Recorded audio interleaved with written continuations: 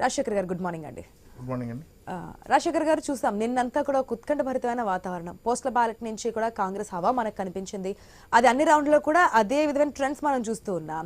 So ఏదైతే exit polls ఇచ్చాయో అది నమ్మచ్చా నమ్మకూడదు అనే దాంట్లో నిన్న మనకి ఎగ్జిట్ పోల్స్ ఎగ్జాక్ట్ పోల్స్ కింద కనిపించాయి దాదాపుగా. కానీ నిన్న జరిగిన దానికి ఈ రోజుకి సీఎం ఎవరు? ఎందుకంటే కర్ణాటక ఎలక్షన్స్ లో మనం చూసాం కాంగ్రెస్ అధికారాన్ని చేజిక్కించుకున్న తర్వాత కూడా దాదాపు 1 వీక్ వరకు సీఎం క్యాండిడేట్స్ గురించి డైలమా సాగింది. డీకేనా, సిద్ధరామయ్య, ఎవరు చేయబోతున్నారు ఏంటి అని. సో ఇక్కడ కూడా అటువంటి పరిస్థితులు ఉండే ఛాన్స్ ఉందా, లేదా 99% రేవంత్ రెడ్డి అనే పేరు గట్టిగా వినిపిస్తోంది, ఆ విధంగా ఉండే ఛాన్స్ ఉందనుకోవచ్చు? ముందుగా మీకు మేడం, అలాగే ప్యానెల్లో ఉన్న పెద్దలకి, ఐ న్యూస్ వీక్షిస్తున్న ప్రేక్షకులందరూ కూడా నమస్కారం. ఏదైతే ఎగ్జిట్ పోల్స్ అయ్యి అనూహ్యంగా కాంగ్రెస్ పార్టీ అధికారాన్ని చేజించుకోవడం, అదేవిధంగా బీఆర్ఎస్ వెనక్కి వెళ్ళటం, బీజేపీ ముందుకు రావటం, ఇవన్నీ కూడా తెలంగాణ భవిష్యత్ రాజకీయాలకి చాలా అద్దం పడతా ఉన్నాయి. ఇటువంటి సమయంలో కాంగ్రెస్ పార్టీ ప్రయోగాలకి తావిస్తుందని నేనైతే అనుకోను. భవిష్యత్తులో మళ్ళీ పార్లమెంట్ ఎన్నికలు ఉన్నాయి, ఒక పక్క ఆంధ్రప్రదేశ్లో ఎన్నికలు ఉన్నాయి. ఇలాంటి పరిస్థితి తెలంగాణ ఇప్పుడు దక్షిణాదికి కర్ణాటక ఎంత ముఖ్యమో తెలంగాణ ఆంధ్రప్రదేశ్ కూడా అంతే ముఖ్యం కాంగ్రెస్ పార్టీకి.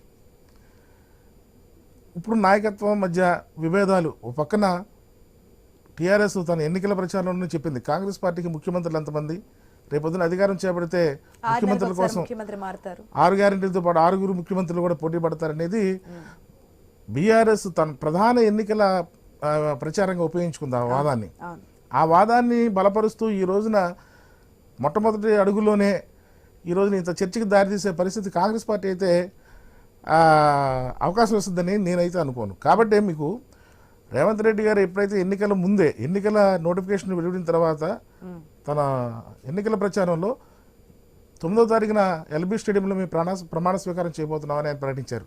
కానీ ముందస్తుగానే సిఎల్పి సమావేశం ఏర్పాటు చేయడం, ఇమీడియట్లీగా సిఎల్పి నాయకుడిని ఎన్నుకుని ఈరోజే సీఎంగా అధికారాన్ని చేపట్టాలని కాంగ్రెస్ పార్టీ భావిస్తుందో దాన్ని బట్టి మనం అర్థం చేసుకోవచ్చు. ఎక్కడ వివాదాలు తావివ్వకుండా కాంగ్రెస్ పార్టీ సాంప్రదాయ ప్రకారం ముఖ్యమంత్రుల విషయంలో జాగరణ చేస్తుంది, నాయకుల మధ్య పోటీ ఏర్పడుతున్న సాంప్రదాయానికి విరుద్ధంగా ఈ రోజున కాంగ్రెస్ పార్టీ ప్రభుత్వాన్ని చేపడతానికి ముందుకెళ్తుంది. కాబట్టి ఏకగ్రీవంగానే రేవంత్ రెడ్డి గారు ముఖ్యమంత్రిగా ప్రకటిస్తుందని నేను ప్రగాఢంగా విశ్వసిస్తాను.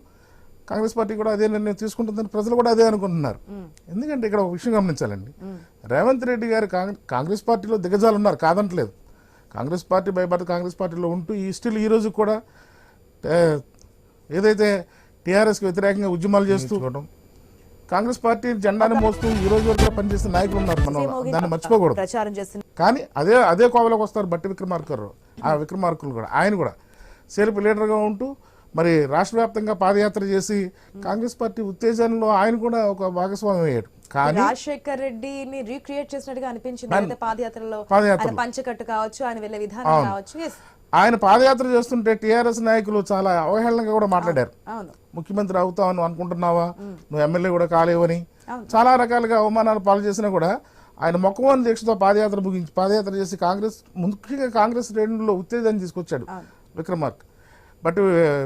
మల్లు భట్టి విక్రమార్క గారు.